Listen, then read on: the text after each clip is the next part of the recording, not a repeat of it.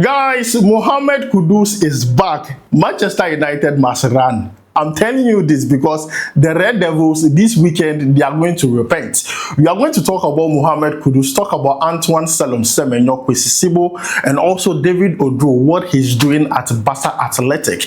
We're also going to talk about Rahman. What he did in the Europa League is crazy. And I have one question for you. Should Rahman return to the national team, to the Black Stars? Let me know your answers down below in the comments. So don't forget to like, subscribe, and also turn on notification. We are going to discuss this and many more live here. My name is Adam. You are watching SportsCornerGH. Quickly, let's jump into it and begin with Mohammed Kudus. Look, I couldn't stop smiling, laughing, being happy when I saw a video of Mohammed Kudus going to Tottenham to train ahead of the game they are going to play against Manchester United. I couldn't stop smiling. All I was saying in my head was, come back, come back, come back to me. Guys, comment Kudus. He's back. And they posted a video on their socials where they were asking players, which goal is the best goal you have seen in real life? This is what Mohammed Kudus had to say. Let's check it out. The whole way I just thought, wow. I think I'll go with Mickey a couple of days. Did get involved in the celebration. Yeah, it was crazy. So guys, you have heard from Mohammed Kudus. He says Mickey van der Ven's goal against Copenhagen. I'm telling you, that goal is the goal of the season. We all know Mohammed Kudus scored a similar goal when he played for West Ham in the Europa League. Ro recognized Ro. That is a typical striker's goal Mickey van der Ven scored. And almost half of the players mentioned that particular goal. But then the most excited part of all this is seeing Mohammed Kudus back training with the rest of the team. Manchester United, this weekend, they will run. Look, I'm a Manchester United fan. Let's not, confuse ourselves. As much as I would love to see Manchester United continue their good form, I also want Kudus to succeed. So right now, I'm a bit conflicted, but then I would take Ghana, Kudus, before Manchester United. That is the thing. It looks like I have to put Kudus above Manchester United. As at this point, if Kudus scores, I'll jubilate. If Manchester United wins, I'll be happy. By the end of the day, Kudus has to score. I know he will score. Of late, that's what the conversation has all been about. Kudus must score. He has to score. Don't worry. Don't worry. The goal is coming. I believe Kudus is definitely going to score. So guys, that is the update concerning Mohammed Kudus. He's back with the rest of the team. Today, they trained ahead of the game they are going to play against Manchester United. Do you think Kudus is going to score against Manchester United or not? Let me know your answers down below in the comments. Now, let's move away from that and talk about Antoine Semenyo, the man of the moment. 6 goals in the English Premier League for Bournemouth. Now, a lot of teams are interested in the player. Now, the latest update we are getting concerning the player is that, and I read, this is a report stating that we understand Liverpool have presented an offer to Bournemouth for Antoine Semenyo for around 65 million euros. Bournemouth will only release the player if the clause in his contract is met. The special clause for 3 English clubs are available in his contract. And Antoine Semenyo wants the Liverpool move. This is the latest update we are getting concerning Antoine Semenyo. But my big question is, will Semenyo start at Liverpool? Look, Liverpool have some big name forwards, but would Semenyo start? At Bournemouth, he plays as a left winger, but we have seen that his left leg and right leg both works. I mean the foot, they all work because you can't predict Semenyo. He can score with the left, he can score with the right. He can play the right wing, can play the left wing. He can even play as a number 9. But the big question is, when he signs for Liverpool, would he start? But then I'm not going to block this. I think this is good. Liverpool is a step up from Bournemouth. Liverpool is a big club. Yes, things might not be going on well for them now, but regardless of that fact, Liverpool has a fantastic squad. And I will not mind to see Semenyo enter into that team. But the big question is, will he start in that team? Yes, he will. Based on my own opinion, I think he has the capabilities. He has numbers to prove that he can start in any team in this world. And Liverpool is not an exception. But then, guys, this is the update concerning Antoine Semenyo. Now, let's move away from Antoine Semenyo and talk about Kwasi Sibo, or Sibo himself. Look, Kwasi Sibo is a very good player. We all saw it when he played 3 matches for the Ghana Black Stars, the national team.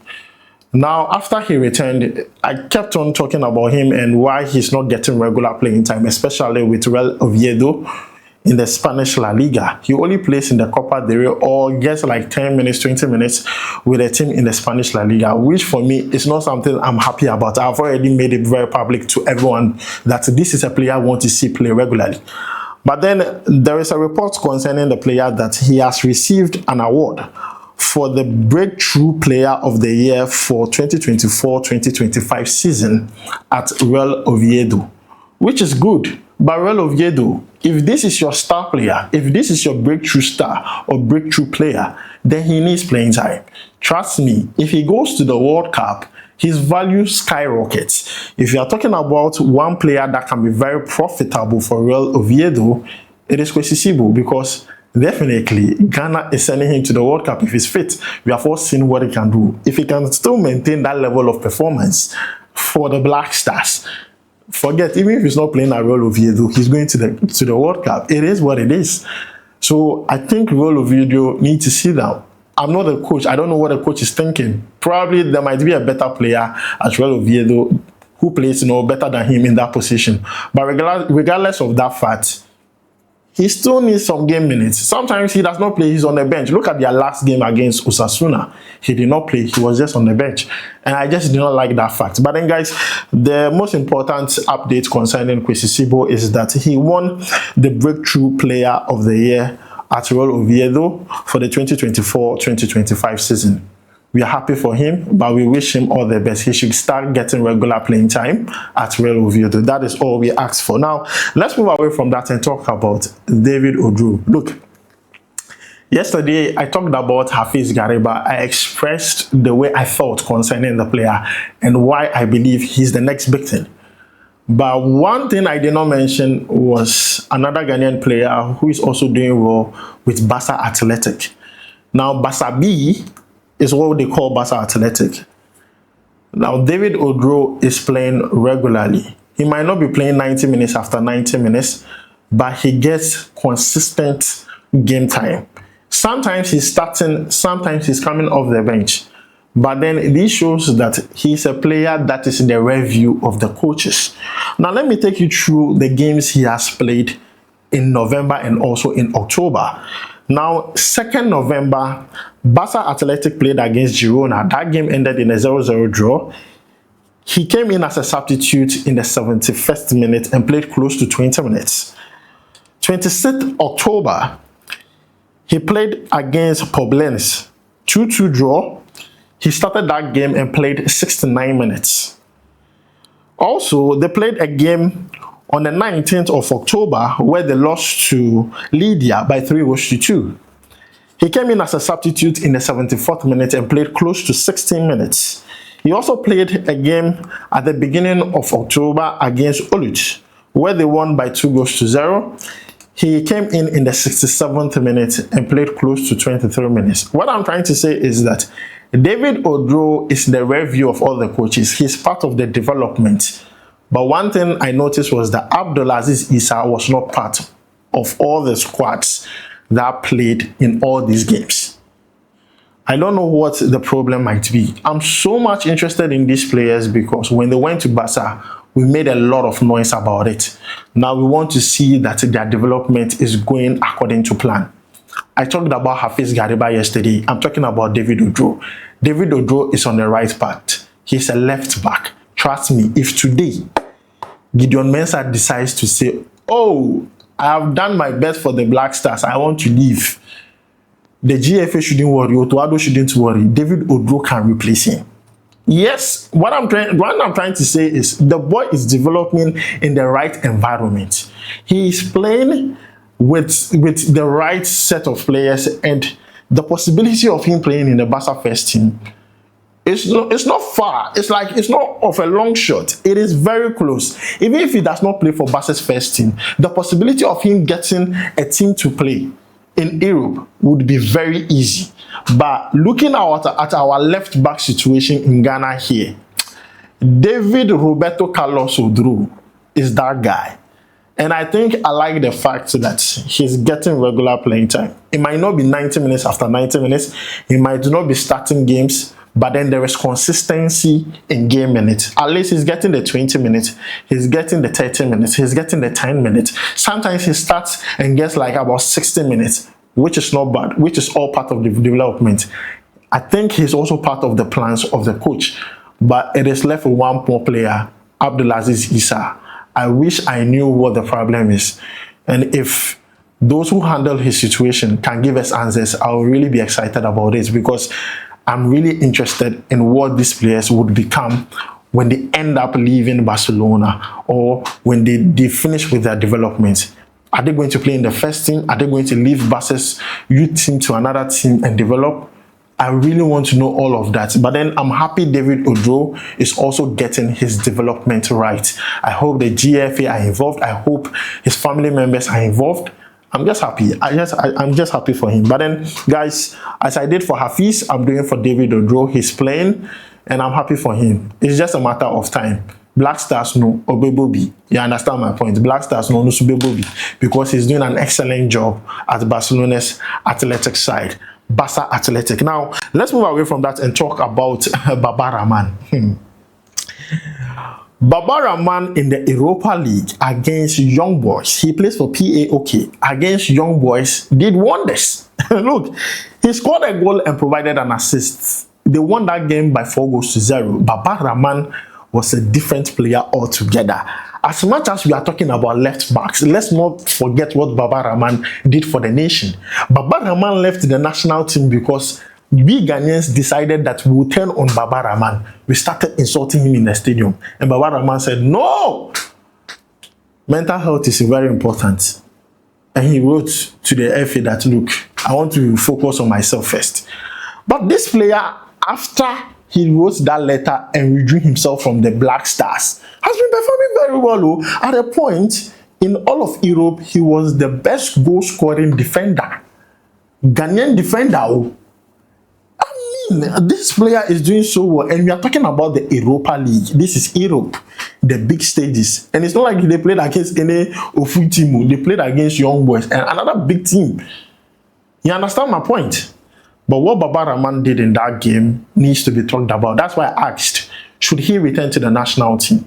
Since the squad, we are saying player A, player B, player C. Definitely we know our left back is not as solid as we want it to be. Gideon Mensah is not a bad player, but he needs competition. So should Baba Rahman return? I'm not saying yes, I'm not saying no. I'm indifferent on this particular one. But what I'm trying to say is that in the Europa League, I liked what I saw. He performed very well. He performed like a true left back of the modern age. You know, the left back of the modern age, they are scoring goals, they are providing assists, they are whipping in crosses, they are more offensive. Baba Rahman is showing you that numbers don't lie. Now, let me tell you this. Across all competition this season, he has played 9 games, 2 goals, 2 assists. 2 goals, 2 assists. Even some of the forwards we have in the national team do not have those numbers. Yes, so Baba Rahman has numbers to back what he's saying, what he's doing. That's why I'm asking, should he return to the national team? I mean, he's not a bad player. It's just that during his time in the national team, he was just the scapegoat. If something happens now, Baba Rahman, just because he's affiliated to the GFA president. But he's performing very well. Should he earn a call-up to the national team? We have friendlies to play. Will you be surprised if you see Baba Rahman part of the squad? Let me know your answers down below in the comments. Now, last one, let's talk about Jaden Ro, owusu, the goalkeeper for AZ Alkmaar. The goalkeeper everyone is saying is better than Benjamin Asari. Yesterday in the Europa Conference League, they played against Crystal Palace.